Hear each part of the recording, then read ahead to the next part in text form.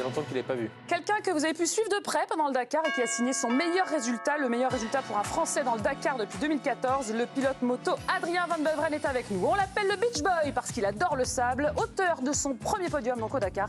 Et c'est aussi mon frère de cheveux. Tu peux nous rejoindre, Adrien, maintenant, du côté de la team La Tour. Ah ouais, mais vraiment, je miroir. Je me voyais en lui. Les siens sont propres à présent. Pardon, moi, c'est pas sympa. J'ai fait un après-shampoing quand même. Ça va, Adrien? Ça va, depuis super. ce week-end, je peux plus le boire en peinture en vrai, parce que je l'ai vu pendant 15 jours C'est non-stop. parce que tu m'as obligé, je serais pas venu. Tu mets combien de temps à te remettre d'un... C'est une vraie question. Combien de temps tu te mets à te remettre d'un Dakar? Parce que moi, je ne peux plus. Ça dépend les années, mais c'est l'expérience qui fait. Non, c'est fatigant, c'est vraiment difficile. C'est une fatigue dans une de semaine, nerfs. on ira mieux ou pas? Vraiment? Ouais, dans une semaine, on ira bien. On ira bien. Surtout toi tu iras bien, tu avais moins de stress que moi à gérer. Oui, j'avais une émission de télé en direct, 4 heures d'antenne, excuse-moi. Très en dilettante, j'ai trouvé. Ici, Ouais, à la cool, c'était vraiment... on a trouvé vraiment que... Bon, moi j'ai plein de petites questions, mais j'en ai déjà beaucoup posé, énormément. Donc vraiment, je vous invite à participer à cette conversation. Le pourcentage, maintenant que je vois à quoi ça ressemble le Dakar, de souffrance et de plaisir pour un pilote, c'est quoi? C'est délicat. Le Dakar, tu as vraiment un bouffée d'adrénaline et de bonheur quand tu passes l'arrivée, notamment cette année en faisant le podium. Bien sûr. Je dirais que chaque jour, il y a vraiment une part de... La concentration prend tellement le dessus, c'est tellement difficile de rester concentré à la fois sur la navigation, sur la vitesse, sur le rythme dans lequel on roule, et puis l'envie de faire le résultat aussi, en fait, quelque part, qui te met dans un état où il y a du plaisir dans le fond, parce que j'adore rouler en moto, c'est toute ma vie rouler en moto. Mais quand je roule en moto au Dakar, je pense d'abord à performance avant de penser plaisir, en fait. Donc c'est 50-50 ou plus de souffrance que de Pour plaisir? donner un Ouais, je veux chiffre, pour donner un chiffre, c'est pas vraiment le mot, ça serait pas souffrance, mais le plaisir, il vient surtout quand ça performe, pour moi. Donc c'est pas à chaque fois, quoi, en plus. C'est dommage. Merci. Bah non, mais... Merci de Il y a eu un moment où t'étais pas bien, excuse-moi, la rencontre avec les Non, chameaux. mais c'est énormément de plaisir. C'est un métier de folie, ce que je fais. C'est de l'adrénaline en permanence. C'est vrai que sur la moto, il y a des moments T où tu arrives à tout oublier, notamment quand tu te fais peur, quand tu sautes un truc qui n'était pas prévu, etc. Bah là, tu penses que à l'action que tu viens de vivre, en fait. Et tu oublies le chrono, tu oublies le roadbook et tu oublies tout ça. Mais c'est un instant qui est souvent très bref. Bertrand, tu t'es passionné pour le Dakar cette année. Ouais. Je suis sûr que tu as plein de questions à Oui, j'ai vraiment adoré ça. Et ce qui est sympa à travers le Dakar, parce que moi, les sports méca, c'est pas du tout mon ADN, c'est qu'en plus de ça, on peut s'attacher au personnage. Et c'était ton cas, parce que tu jouais beaucoup de jeux des médias, tu répondais à France, etc. Donc c'était vraiment passionnant. Non, ma question, elle est simple. Est-ce que tu es encore sur la satisfaction de ce podium, ou tu es déjà dans la recherche de ce qui te manque pour être premier? La pression. Non, mais c'est vrai. Ça fait 2 jours.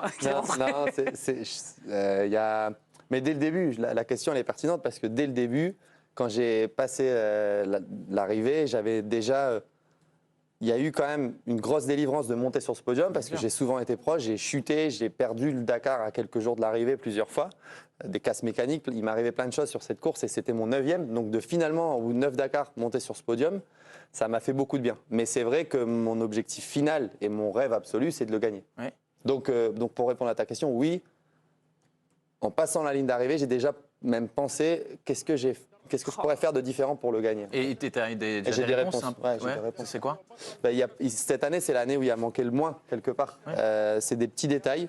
C'est même pas tellement un problème de niveau, c'est j'ai pas été très bon sur la première étape, ça m'a fait perdre du temps.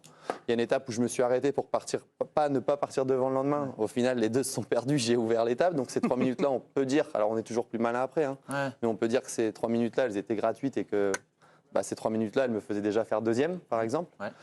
Mais chacun vit son lot de trucs inattendus quelque part. Donc ce que j'améliorerais aujourd'hui, c'est que je me ferai encore plus confiance sur le fait qu'ouvrir, pour moi, c'est pas un si gros problème que ça, en fait. C'est ton plus gros succès, là, ce podium sur le Dakar, par rapport à tout ce que tu as gagné, les Enduropales, etc. C'est ton plus gros accomplissement, ce podium?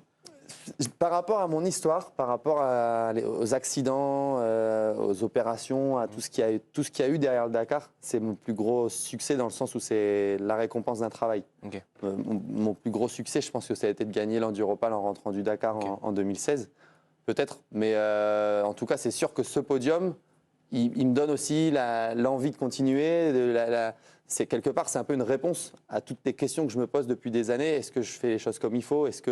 Et je le fais. Je pense que oui aujourd'hui, mais ça me confirme que je travaille dans la bonne direction. Et vous savez quoi, moi je découvre des images de Dakar parce qu'en étant sur le bivouac, j'ai pas vu une image, donc là je me régale de voir ce que ça donnait et à quel point vous avez dû vous régaler. Pierre Bobby. Non, moi j'avais une question. Donc là, tu es revenu, bon, tu es encore un petit peu à chaud. Est-ce que si tu devais tirer justement.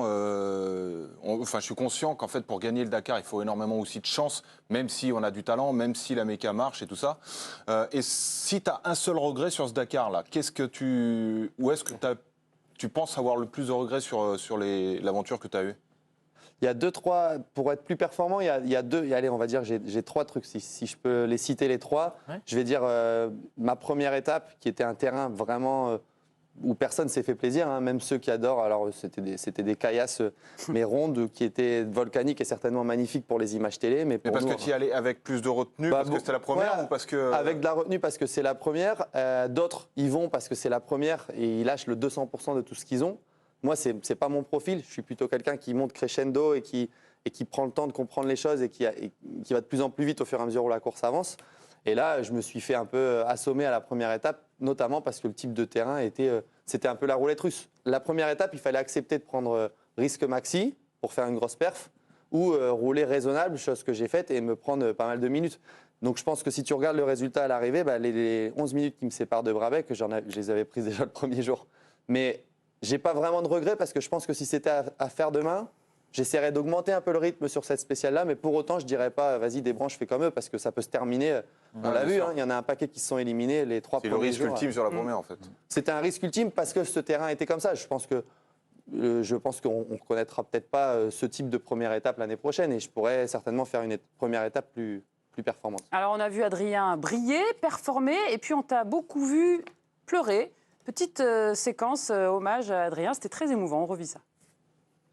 J'avais fait pleurer et ça y est, maintenant j'ai récupéré un peu mes esprits. Évidemment, j'ai envie de dire un grand merci en fait à ma famille. Oh, ça recommence. À toute la France qui m'a suivi. À toute la France qui m'a suivi, aux Hauts-de-France, à ma région. D'être à l'arrivée d'un Dakar, c'est déjà une victoire, je l'ai souvent dit, mais là c'est particulièrement différent d'être sur ce podium. Bravo Adrien. Voilà, ça c'est la stratégie d'Adrien. Quand il baisse la casquette comme ça, c'est que ça va plus. Je parle de ça parce qu'en écoutant les experts, c'est beaucoup revenu, la gestion des émotions. Adrien, il faut qu'il fasse attention, il se fait submerger. Est-ce que pour toi, c'est un défaut ou est-ce que c'est ta personnalité, tu es comme ça? Parce que je sais que on en a beaucoup parlé. Non, je suis comme ça. Ça changera pas. Moi, je suis avec mon cœur et dans tout ce que je fais dans la vie, je suis comme ça, je le fais à fond. Des fois, ça marche, des fois, ça marche pas. C'est la vie, on prend des risques, on essaie. Et moi, je le vis à 200%, ce Dakar. C'est un peu, je vais pas dire ma raison de vivre, mais c'est toute mon année. On fait le championnat du monde des rallye raids, mais c'est toujours dans l'objectif d'être bon au Dakar et de performer. Et ça demande, pour vous donner une idée, c'est pourquoi j'ai des émotions comme ça et pourquoi ça me fait pleurer, parce que ça demande tellement d'investissement de performer au Dakar, c'est accepter de risquer sa vie en permanence. Les images sont magnifiques, on ne se rend pas forcément compte à la vitesse à laquelle on roule, ce qu'on rencontre sur le terrain. Et tous les jours, on se fait des chaleurs et même si j'essaie de rouler de la meilleure façon techniquement, d'être abouti et d'avoir un contrôle maximum. Vous roulez à combien? On roule à 160 maintenant parce qu'on est limité. Depuis un an. Déjà sur l'autoroute, il a fait trop vert, ça va vite, mais en moto, non, mais ça paraît dérisoire. C'est vrai que il m'est arrivé de rouler un peu trop vite sur la route, mais en fait, on se rend même pas compte parce que regardez, là, j'ai la main enlevée du guidon et je suis à 160. Et c'est un terrain qui n'a pas été préparé pour ça. Le rallye raid, c'est la particularité, c'est le désert. C'est-à-dire qu'il peut y avoir un trou, il peut y avoir un caillou derrière la dune. Il n'y a pas un bulldozer qui est passé qui vous a préparé une piste magnifique. Donc toutes ces émotions-là, moi je les vis sur ma moto toute la journée en donnant le meilleur. Et c'est vrai qu'à un moment, ça sort. Et je ne suis pas quelqu'un de faux, je ne sais pas le faire en fait, je ne sais pas faire trop différent. Donc ceux qui disent, Adrien, il faut qu'il fasse attention à ses émotions, c'est soit il m'accepte comme ça, ou il ne m'accepte pas, mais moi je suis comme ça. C'est la moto, c'est le truc où en fait tu es obligé d'être... Enfin, je pense que la concentration doit être ultime, ça doit être ultra compliqué. Tu as la navigation, moi j'ai appris un petit peu aussi avec ce Dakar à comprendre comment ça marchait. Et le fait d'être à 160 en même temps, de pouvoir naviguer parce que tu es tout seul, d'avoir une tête sur l'écran, une tête sur ce qui se passe à 100 mètres, je me doute qu'en fait à la fin, vous roulez combien, 4h30, 5 heures, 2 fois 6 heures? Parfois 6, ouais. Je me dis, 6 heures de concentration ultime, parce que tu es sur 2 roues, tu n'es pas en voiture où Tu justement... peux jamais te relâcher, en fait. Voilà, tu n'as pas le droit de... Et la fatigue physique, il faut le tenir, le guidon. Ouais, non, mais je pense que ça doit être plus difficile mentalement, tu es plus cuit mentalement à la fin de l'étape que physiquement. Puis ils ont Alors- des masseurs, hein, ça va. C'est un peu, Bah, c'est non, le c'est cerveau, un peu c'est les pas deux, simple. mais déjà, c'est très physique. Et notamment cette année où on avait des étapes, pour vous donner une idée, les Dakar précédents, une longue étape, c'était 300, on va dire aux alentours de 350 km, où vous dire, c'est déjà une étape costaud. Cette année, on a eu très peu d'étapes qui faisaient moins de 400 bornes, en fait. Et ça se répétait chaque jour, et ça a été un Dakar très physique, très long. Donc effectivement, la réponse, elle est super bonne, la question, elle est pertinente quand tu dis que en fait, c'est hyper fatigant mentalement, et notamment encore plus d'ouvrir la piste. Parce que les traces des autres, et on a eu il y a une petite polémique à ce sujet. Moi, j'ai toujours eu à cœur de bien naviguer, c'est un truc que j'aime, c'est ce qui m'a attiré dans le rallye raid, de lire ce roadbook, de l'interpréter, d'avoir une course intelligente et de naviguer. En 2018, pour la petite histoire, si vous vous rappelez, j'étais en tête du Dakar parce que il y avait un rio, ce qu'on appelle un rio, une rivière asséchée, un WED, qui était avec des sortes de petits îlots au milieu, et on avait un cap qui était moyen, enfin bref, on avait une direction à prendre. J'étais le seul à être parti dans le bon canyon, du bon côté. J'avais pris 45 minutes d'avance au classement, ce qui est du jamais vu, et j'ai chuté lourdement à 3 km de l'arrivée. Pour vous dire que la navigation, c'est un truc que j'aime. Moi, j'ai pas de problème à ouvrir la spéciale et à naviguer, mais il faut être honnête et avouer que dans une stratégie, quand tu pars devant, tout bon navigateur que tu puisses être et que tu aimes naviguer et lire ce roadbook, la trace, tu l'as fait pour les autres. Donc tu perds du temps. Et donc, potentiellement, tu perds du temps parce que les autres cèdent de cette trace-là, notamment pour lire si les dunes sont cassées, si ça a freiné, si ça a accéléré, etc.